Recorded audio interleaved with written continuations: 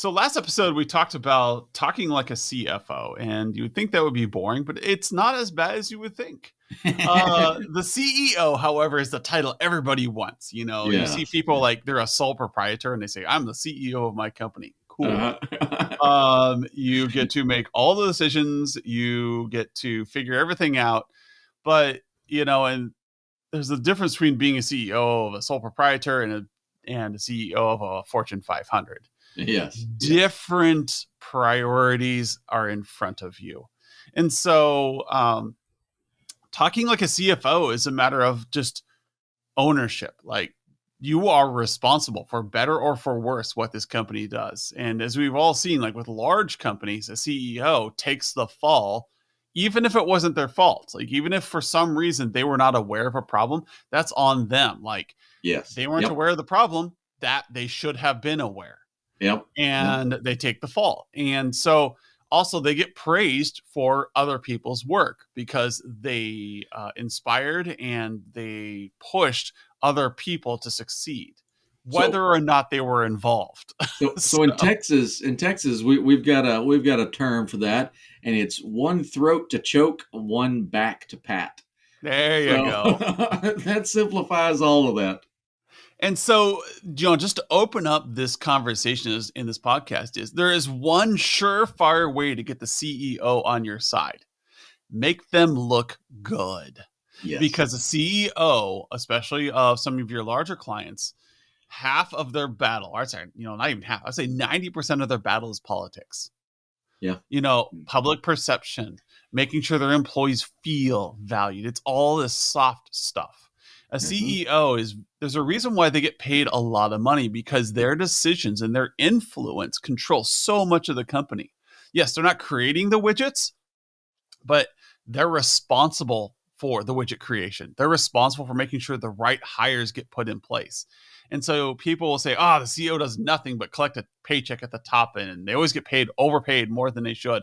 And it's like, well, if you have a bad CEO, bad things happen to a company. And it's Yep. not a direct correlation sometimes. Sometimes it's just like, oh, well, things started going south. Why?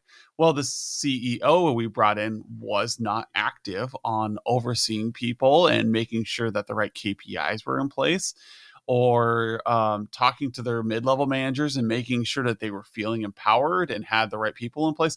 All these things are soft things that the CEO cares about. So the first tip we'll give you right off the bat here for talking like a CEO is make them look good.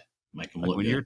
when Yeah. you're sitting in a meeting and you're telling them about this new firewall, the CEO is like trying not to fall asleep. Right. But if you Yep. say, hey, I've got this new device I can put in, and your employees will be able to seamlessly work from home. They'll be able to take their calls from home.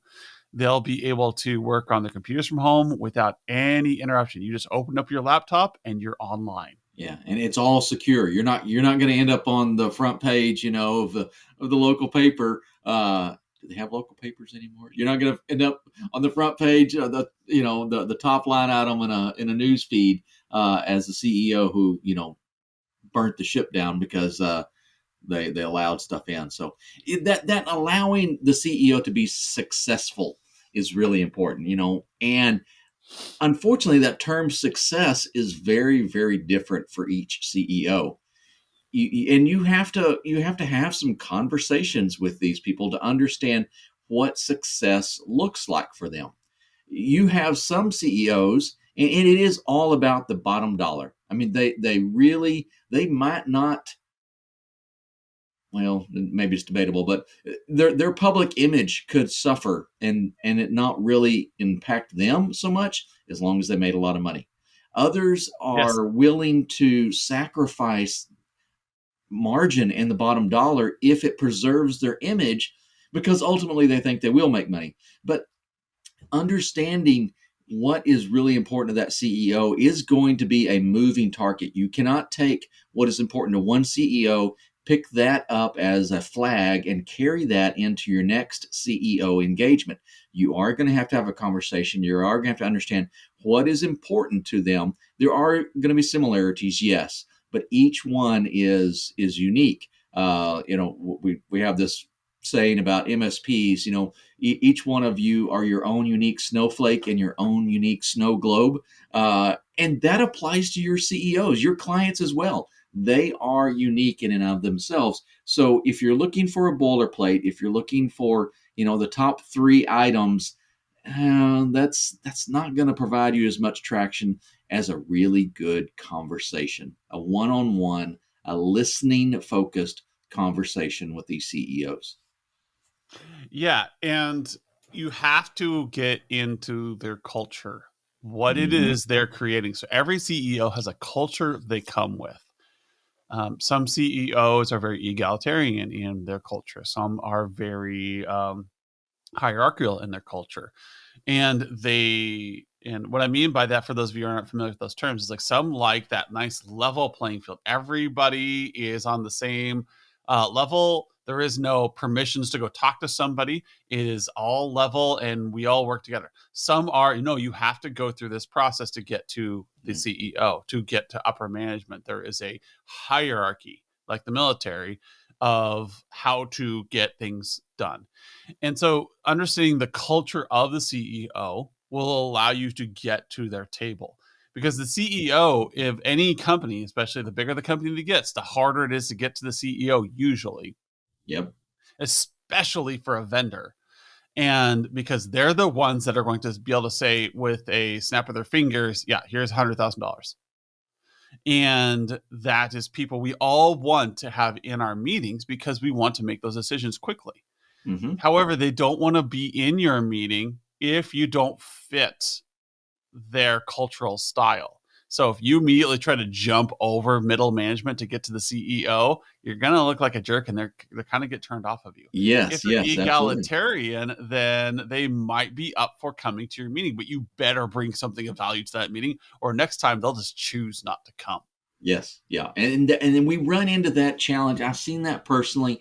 We've gotten the CEO. Maybe we're the new MSP, the new vendor, or maybe there was some big event and it brought the CEO into a meeting.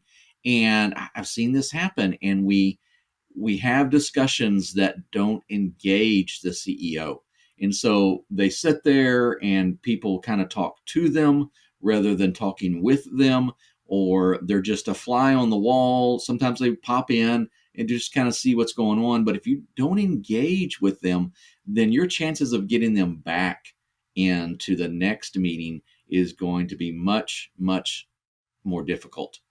So we've mentioned this resource before, and I've forgotten the complete name of the book. It's Simon Sinek and the Why. It's Why Ask Why or something about why. I don't know. It's in big letters on the Start front with of the book. why.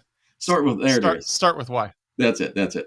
So I think that's a great read. I think that applies to a lot of our companies internally, but it's a great resource to kind of keep some of those things that he was talking about in that book in mind while you're talking with your clients, because you want to understand why they're in business. Why would they want to use your services? Why are they hiring the people they are or working in the markets and the geographies they are? And understanding that and the culture that goes with that. Adam, you mentioned that culture, and I think that's really important.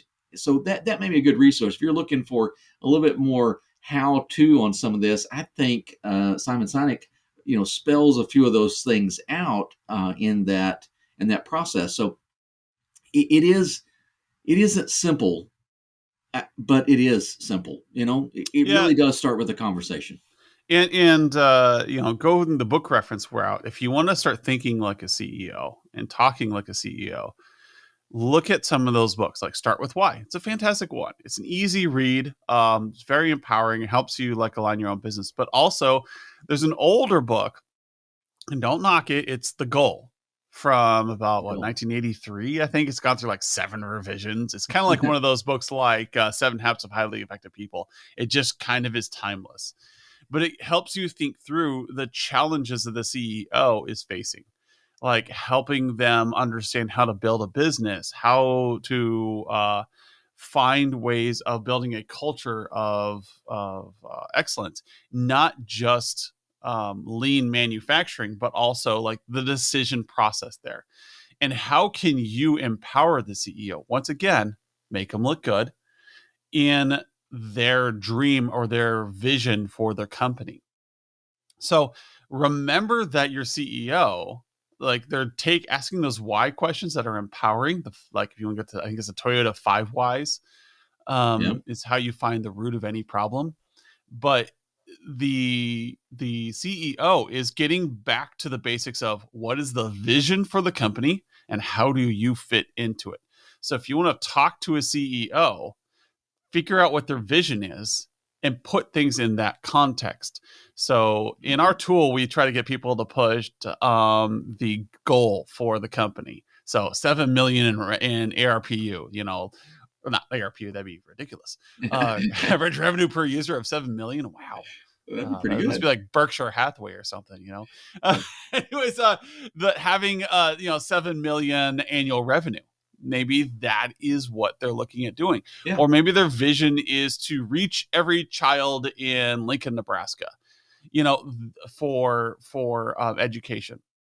Whatever their vision is, you need to put your projects, you need to put your solution as an MSP in context of that vision. And it's really hard to do, but it's so worth it because all you have to do is go to their website or ask your point of contact, hey, what's the CEO's vision for the company? I want to make sure we align with it. And they may say, I don't know. Maybe they have a CEO that's just not very good at communicating. It's Yep. like, well, I don't know. Like, well, if you can figure out what the vision for the company is, I can make sure that you and I are more successful. And so your point of contact can go in there and ask, or they may say, hey, well, tell you what, I'll introduce you to them next time you're on site and you can ask them yourself. Well, and here's an interesting approach to that, and one I had a really great experience with one time.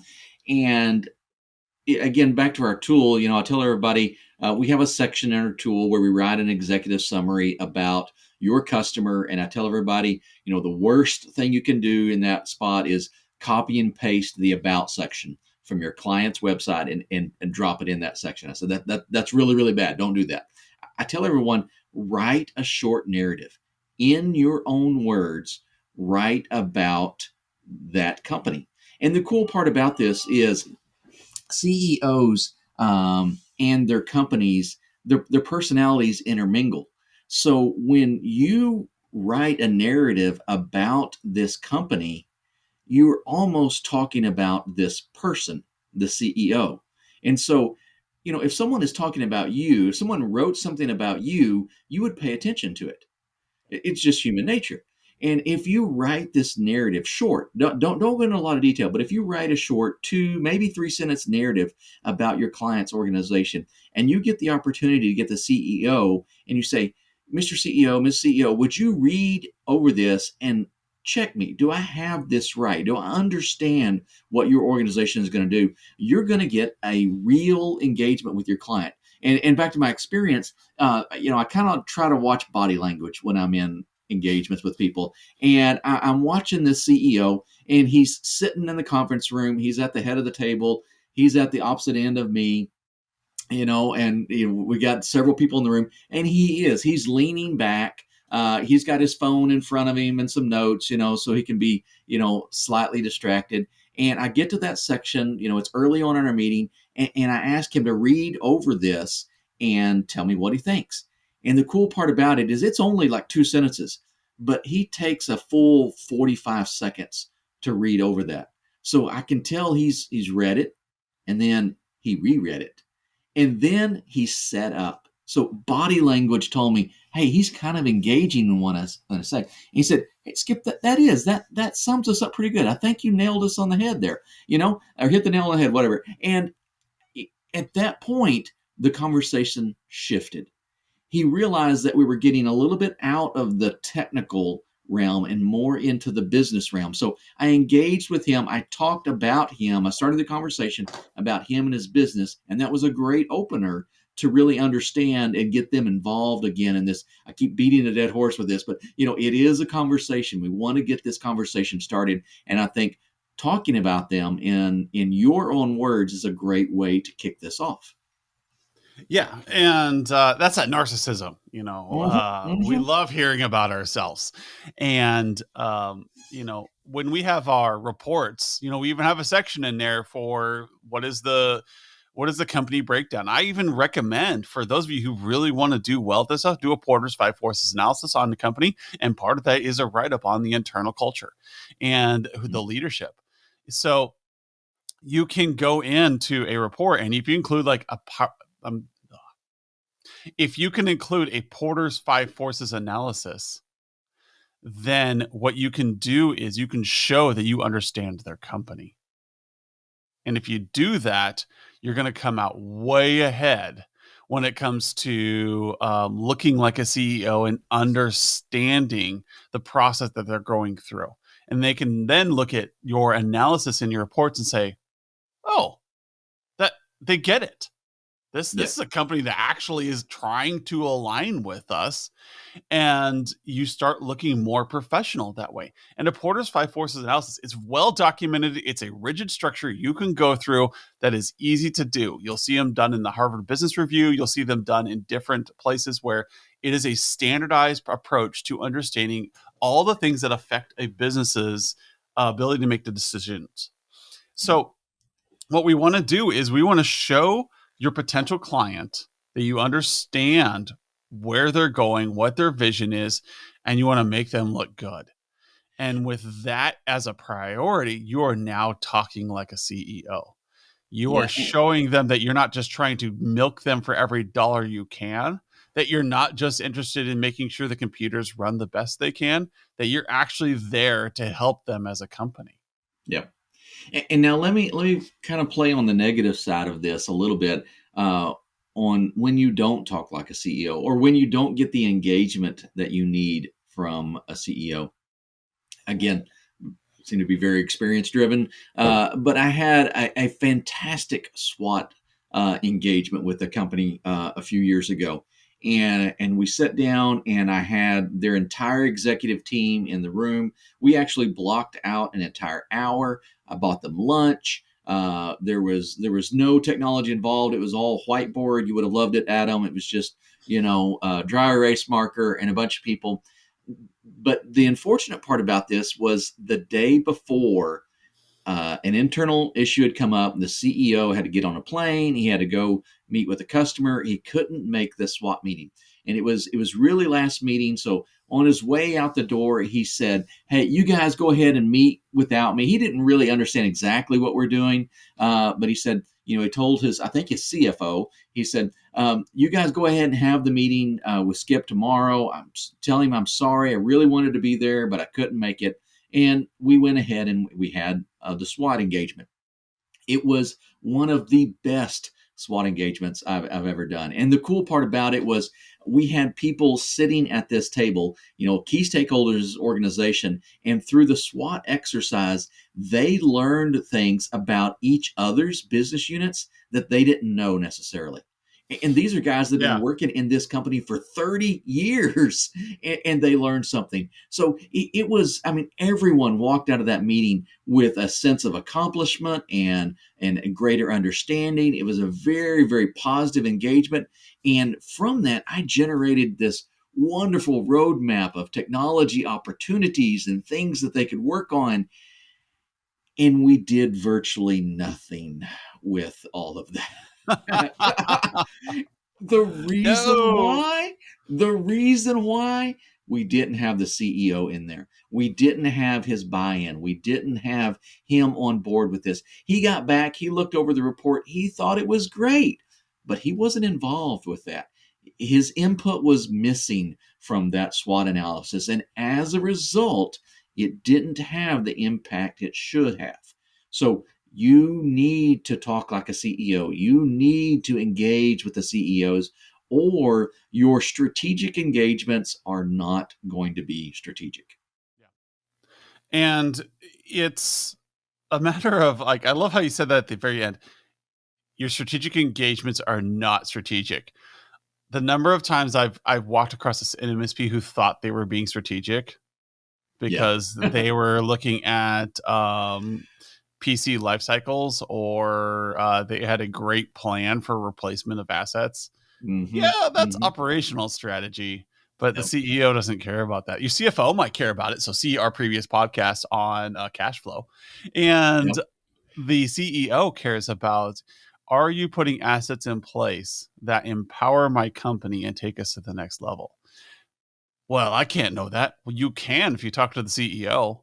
That's right. That's right. If you know which line of business is being supported by this asset, and you can say, oh, if I upgrade this SQL server for you, you're going to see a 30% process increase. We see that you're running the SQL server all the time.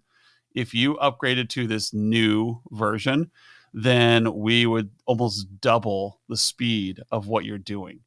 And that may be worth it to the CEO to spend $20,000 on a replacement asset Yep. and all your time to get it in place, because now you're hitting something they care about. Now you're increasing their bottom line and making things so much smoother for them. And that's the CEO. And you got to talk at that level. You can't talk about just replacing an asset because it's old. You have to say, why are you replacing that asset? And how is it going to empower the company long term? How is this going to make the CEO look good? If you're just replacing a PC because somebody's being a squeaky wheel, sometimes that helps the CEO, especially if it's their admin assistant. Yes. They should have the best. See, their admin assistant should have the best computer and the best monitor possible. Just side tidbit here There of you the admin assistant, because they've got the ear of the CEO. You make go. sure that person is treated the best. Always treat the gatekeeper the best. Anyways, especially in a hierarchical organization, as we talked about earlier. But the goal here is to create that context so you are speaking strategic and you are talking like a CEO when you're able to say, this asset will help your company by helping the sales team, by helping the accounting team process faster. It will make things smoother for your company. That's when you're talking like a CEO. You're saying, hey, you know what? If you moved to these kinds of PCs, it would fit your company so much better, because now your employees who are supposed to be out monitoring dogs and kennels aren't locked down to a desk. They can use these ruggedized laptops anywhere they want to in this dog kennel and not worry about risk of failure. You can talk to them about these things, because now you're thinking about, how do we help the client, not just how do we keep the lights on. Yeah. So if you, And where an organization is going is really important. That is, a core principle of the strategy and talking strategically with clients is understanding where they're going. And to be honest, I'm not slamming the office manager or the CFO roles at all. But their responsibility is not setting the direction. It's not setting the objectives for the 1, the 5, or the 10-year plans for the organization. That falls on the CEO's shoulder. So when you're talking with someone in an organization and they say, yeah, we're working on doing this, even if it is a future sort of goal, they're saying, hey, we want to move into this new market. If that person, say the office manager role is working on that, well, that's already a process that's up and running. Plans have already been made. Discussion has already happened. You're joining that conversation late. You want to get this stuff directly from the CEO as they develop these plans. You want to be part of the process so that when that communication goes out to the rest of your client's organization, you had something to do with structuring it. You added some value. You provided them some advice, some direction, some opportunities, whatever that is. If you're not part of that process, then you're just kind of following what has already been established. And there's only so much value you can add in that role. yeah. And I just want to make sure we're concluding this session on, the CEO is the final say in what you're doing, but they do rely on the point of context. They do rely on the personnel below them to make decisions. And it's all about the culture of the CEO. Are they empowering their mid-level managers? In that case, your point of contact might be good enough. but you need to talk in a way where they can feed their CEO these strategies where it's an easier sell. Because remember, the person you're talking to has to convince the CEO. If you're not talking directly to the CEO, the person you're talking to has to convince them. So if you say things or your reports that you generate for your point of contact are speaking like a CEO, then they're going to have a better time understanding. And then your point of contact looks good because the CEO will be like, wow, who wrote this report? This is really useful information. Yeah. And now your point of contact looks really good and they're excited to talk to you. Or maybe they'll say, oh, yeah, that's Bob over at our MSP. And like, oh, man, I'd love to meet this guy. Next time he's in, bring me into the meeting. Yes. Yes. And so this talking like a CEO doesn't just matter when you're talking to a CEO, but when you're talking to the employees as well, so that you're empowering them to help make decisions. And so that you're speaking the language and that you're making everybody get on the same plane as you. Because selling operations, faster routers, faster PCs doesn't help. But selling a business strategy does. And when you put that in your report, and when you're helping that end user or that point of contact or the CEO look good and understand how they're helping the organization, you will always have an increased relationship and you will look so much better than your competition because you get it. It'll also help shape your strategy and how you see your clients. So try this. Go out, find your favorite company, do a Porter's Five Forces on them, start with why, read that book, figure out what your company is trying to do so that you can take them to the next level and you can take your engagements to the next level and you can thank us later. There we go. All right, thank you, Skip, for coming on. And that is going to, I think we're almost to the end of March here. So I'm excited to see what we're bringing up in the next couple podcasts. I don't have my list in front of us, but we'll see you next week and we'll see everybody online. Thanks, everyone.